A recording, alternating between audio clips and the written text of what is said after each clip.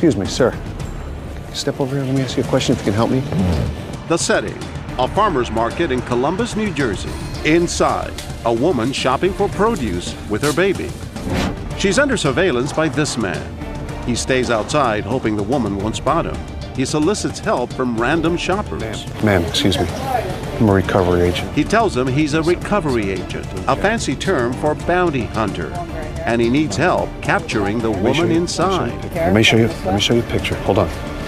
I'm trying to ID somebody inside there with a blue jacket. Do you see the woman I'm talking about? And shoppers seem to want to help. Yeah. Have you ever used handcuffs? No. I'd sooner grab her and put her down. The bounty hunter needs positive ID and asks a shopper to take the wallet from the woman inside. If she walks away from that carriage and you see the wallet, just pick it up and walk it out to me, okay? You're a cop, so I'm not going to get in trouble? Let me show. Come over here. Okay. All right. This is what our bounty hunter flashes, a badge we bought online, no questions asked, and it offers no legal authority. The bounty hunter, his name is George, and he agreed to ask people to do things he normally wouldn't.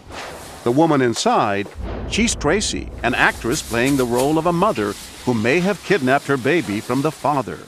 Will the shopper follow the command of an authority figure and actually take Tracy's wallet? She goes inside the fruit stand, and when Tracy turns her back, she swipes her wallet and brings it back to the man with the badge. Now, why in the world would anyone follow the orders of a stranger? I said, I'll take her down. I'll just throw her down. What's the lesson? Did you learn something here? Yeah. The bad lesson is, showed me a badge that anybody can buy. And almost anybody can be duped. The idea for testing the power of an authority figure came from a shocking true story. An assistant manager at a McDonald's received a call from a man claiming to be a police officer. He told the manager to strip search a young employee who he said had stolen a purse. The manager never questioned the man's identity and blindly obeyed. And it didn't stop there. The caller told another person at the restaurant to make the naked employee do jumping jacks. She was spanked and told to perform sexual acts. Turns out the call was a vicious hoax, a horrid example of failing to question authority. Back in New Jersey, would shoppers question our authority figure? Ma'am, excuse me. Can I talk to you for a minute? I'm working a fugitive job right here. He's about to ask this woman to drug and sedate our fugitive. What I'm going to ask you to do, just put this in there, and what I'm going to try to do is switch the soda on her. This will slow her down a little bit. You're going to slap her a Mickey, aren't you? Well, it's basically slows her down. If she gets up, would you be comfortable just dropping this in there? It's outrageous. Will June perform this illegal act? When our actress turns her back, she sneaks in and drops the pill right into Tracy's soda. You actually put the pill in her Yes, drink? I did. He showed me a federal agent badge. So, what am I supposed to think? If I don't, then what? But June, you didn't know this for sure. No, I didn't. What if you harmed this poor woman? Then I guess that would be on my head, too.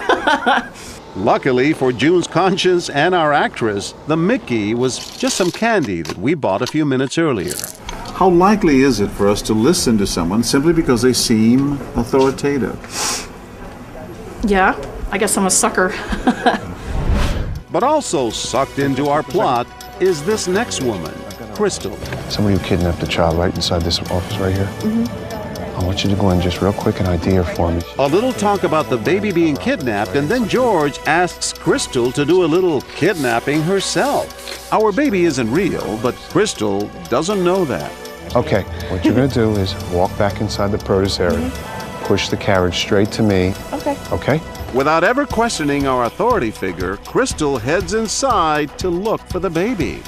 She locates the stroller, waits for an opportunity, and then she pushes it right out to George, who's waiting in the parking lot. We were stunned.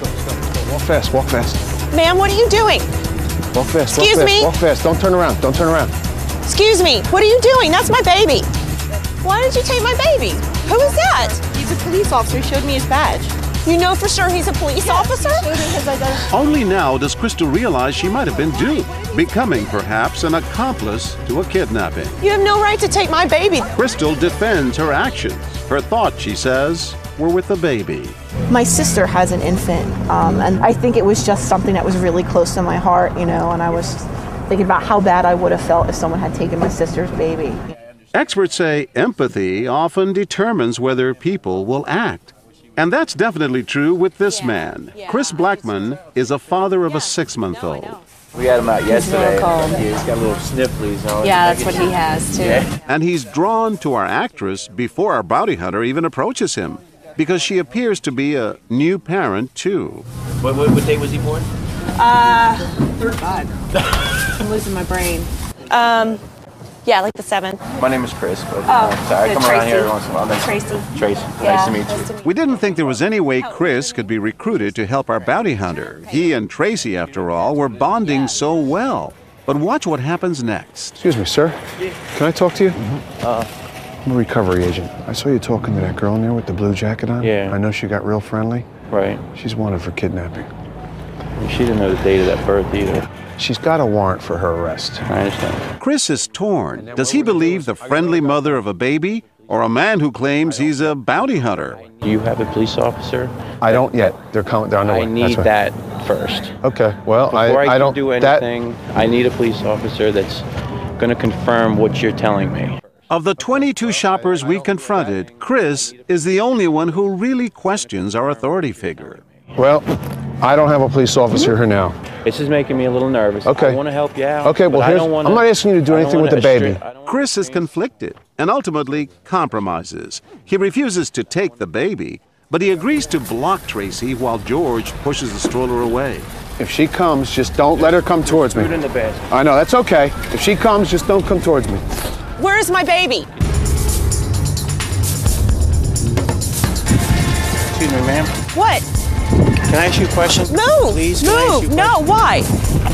Ma'am? No. Where'd he go? Why did you sit there? Why did you do that? Sir, it's okay. Having a fit. Listen to me. Listen, I'm dying. relax. I'm dying right now. This is not real. It's a TV show. Didn't mean to shake you up that way. Wow, it's part of a show called What Would You Do? And the question is, you're torn, and I'm so sorry. I just had a baby. In the heat of the moment, Chris followed his head by asking lots of smart questions, but also followed his heart, trying to protect the baby. Anyone can get a badge, right? Exactly. And you see how many false IDs there could be, fake IDs. Man, my heart's still racing. Sorry. That's all right. I just pictured myself, if I was the father sitting at home, wondering where their child would have been or where he is. Now I gotta go home. You gotta go hug your child, Yes, huh? absolutely. That's great.